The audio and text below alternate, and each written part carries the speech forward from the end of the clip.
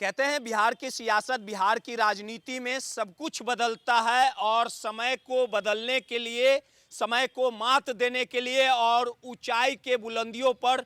पहुंचने के लिए खुद को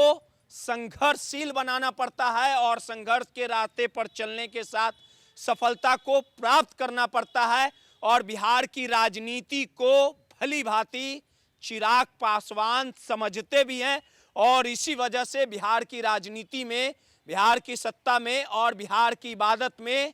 चिराग पासवान का कद भी बढ़ा है। एक दौर ये भी था जब चिराग पासवान की तूती बिहार की राजनीति में नहीं बोलती थी। चिराग पासवान का सब कुछ छिन चुका था। चिराग पासवान की पार्टी से लेके परिवार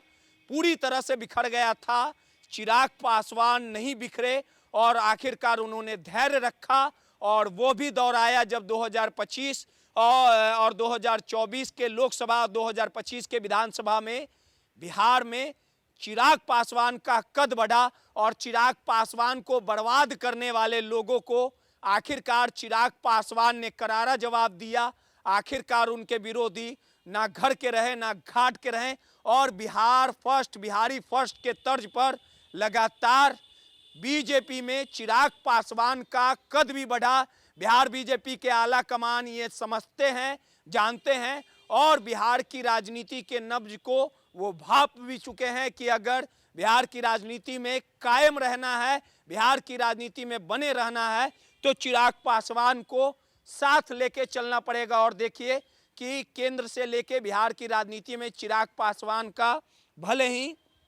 कद बढ़ा हो, लेकिन अब चिराग पासवान अपने कद को बिहार के बाद उत्तर प्रदेश में भी बढ़ाना चाहते हैं और इसी कड़ी में 2027 में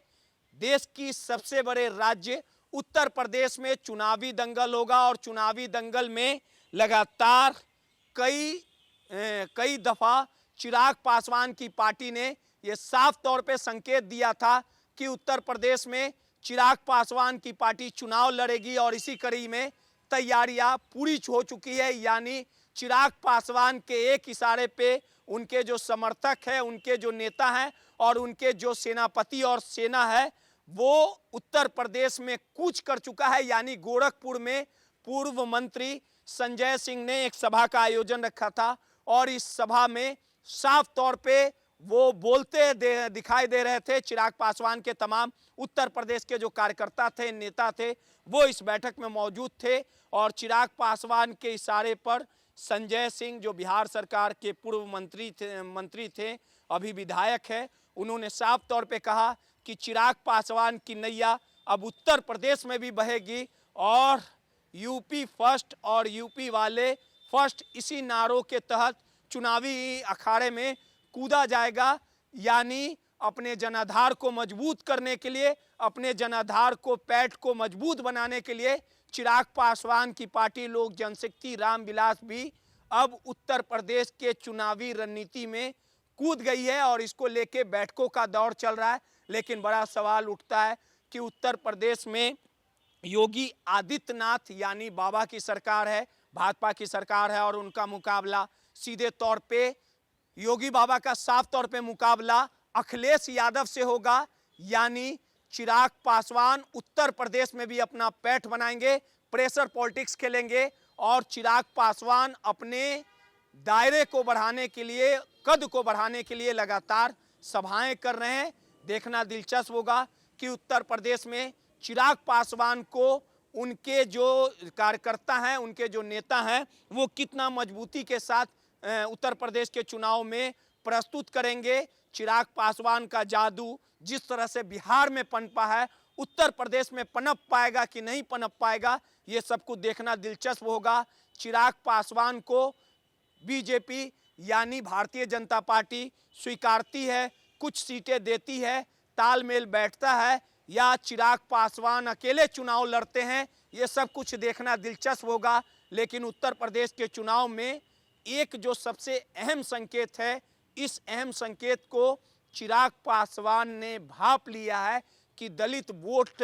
जो मायावती का साम्राज्य चलता था, उस दलित वोट में चिराग पासवान सेंधमारी करना चाह रहे हैं। चिराग पासवान ये भली भांति समझते हैं कि मायावती के उम्र के उस पड़ाव में है। मायावती का जो वोट बैंक है उसमें सेंधमारी किया जा सकता है, दलितों को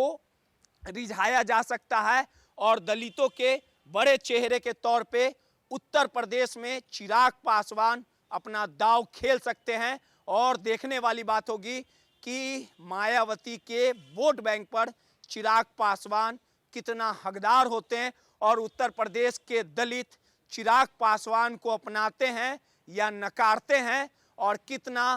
कमल के साथ चुनाव चिराग पासवान लड़ते हैं कि अकेले राह पे चलते हैं। ये सब कुछ देखने वाली बात होगी। ब्यूरो रिपोर्ट, माई पीडीए समाचार।